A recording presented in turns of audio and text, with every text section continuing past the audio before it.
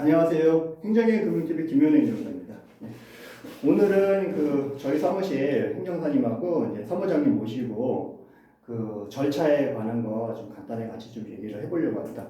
특히 오늘 얘기할 거는 행정처분 구제 부분에 대해서 같이 얘기를 조금 하려고 하는데요.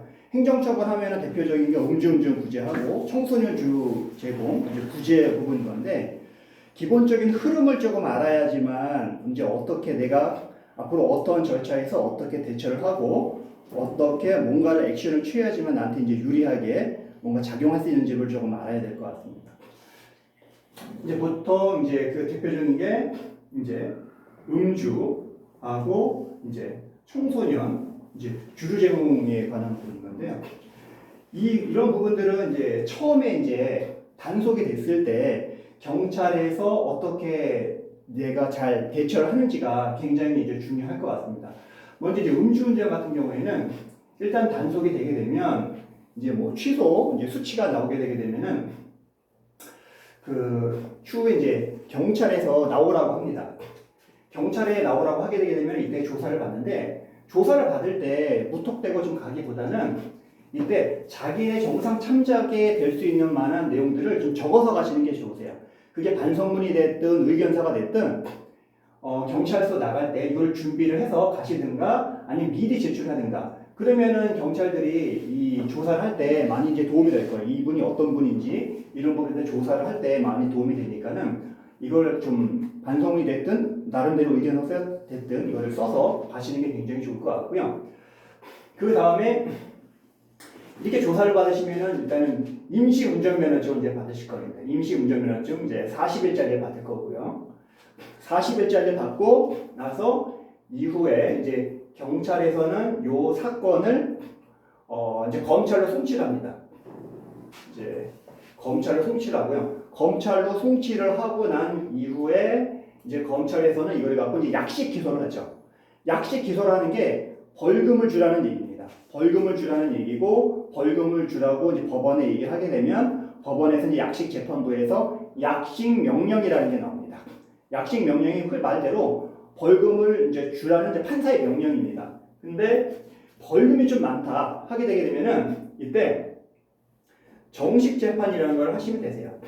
정식 재판 하게 되면 이제 정식소로 넘어가는 겁니다. 그러면은 이때 다투실 때 좀 명심해야 될 게, 음주운전 부분에 대해서 내가 음주를 안 했다 이런 거보다는, 만약에 여기 절차상 하자가 있거나 뭔가 잘못할 게 있다고 하게 되게 되면 그런 부분을 얘기할 수가 있지만은, 웬만하면 자기가 음주한 게 명백하게 되게 되면은 정식 재판 할 때는 내가 어려운 사정들이라든가 이런 거를 얘기해야지 다른 거는 얘기하지 마세요. 그럼 판사님이 별로 안 좋아하시니까는 벌금 부분에 대해서 내가 경제적으로 어렵고 많이 힘드니까는 이 정도 사안을 받고 반성도 많이 하니까는 벌금을 좀 줄여주세요 하는 게 맞으실 것 같습니다. 그래서 이 부분을 이렇게 정리하시면 될 것 같고, 그 다음에 임시운전면허증 40일 받으면 이제 경찰청에서, 해당 경찰청에서 뭐가 나오냐면 운전면허 취소, 이제 사전 통지가 나오고요.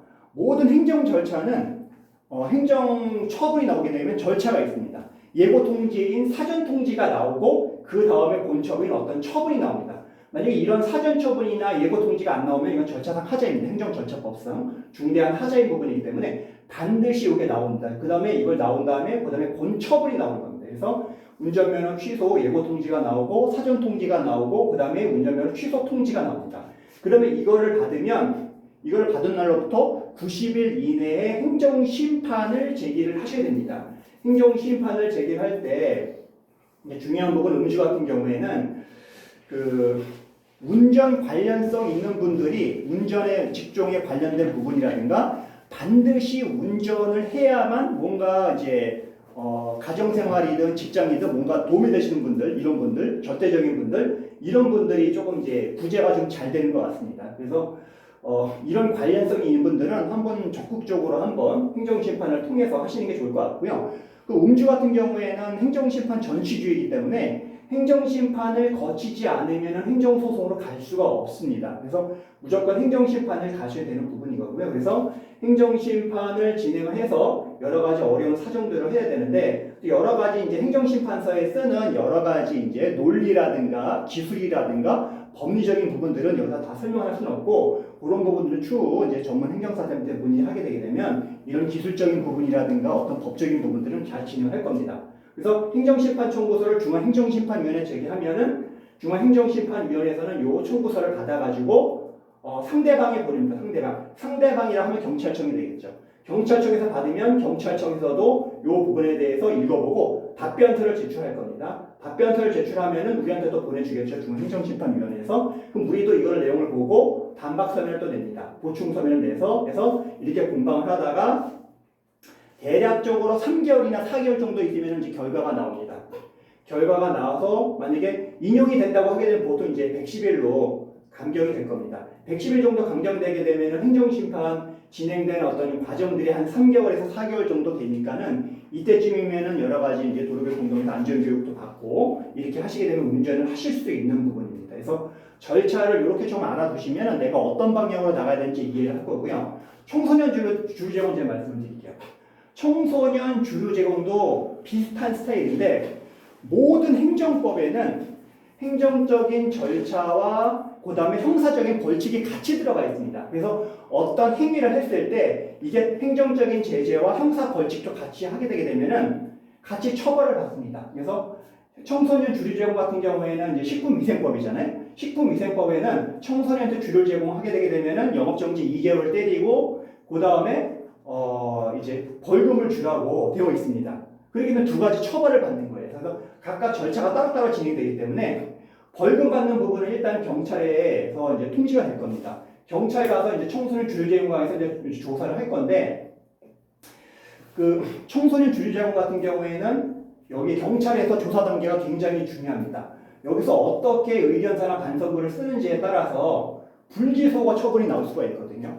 불기소 처분을 나오게 되게 되면 영업정지 2개월에 1개월로 감경될 수 있는 요소가 되는 겁니다. 그래서 1개월로 될 수 있도록 경찰 단계에서 반성문이나 의견서를 좀 잘 써서 경찰이 불기소로 검찰에 송치할 수 있는 부분을 만들어줍니다. 왜냐하면 검찰은 경찰에서 그대로 송치한 그 내용에 표지만 붙여가지고 그냥 보내는 경우가 대부분이거든요. 그래서 경찰 단계에서 조사를 잘 받으셔야지만 검찰에서도 이거를 불기소 처분하는 가능성이 지금 많다라는 걸 아셔야 됩니다. 그래서 초기 대응을 잘 하셔야 되는데 청소년 주류 제공 같은 경우에는 걸리시면 바로 이제 전문가들 찾아가셔가지고 의견서나 반성문을 어떻게 써서 대처해야 되는지 조금 문의를 해가지고 대처를 하시면 좋을 것 같고요. 이렇게 해서 경찰 조사를 받고 이제 나게 되게 되면은 아마 이 부분도 이제 불기소 처분이 나오냐 아니면은 기소 처분이 나와서 된다.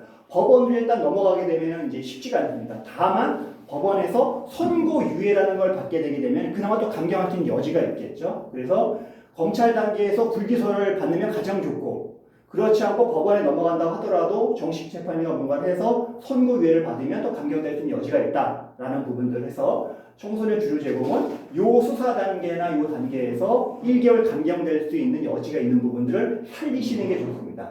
그 다음에 뭐냐면 2개월이 나왔든 1개월이 나왔든 이때는 구제 방법은 이제 행정심판 하셔야 됩니다.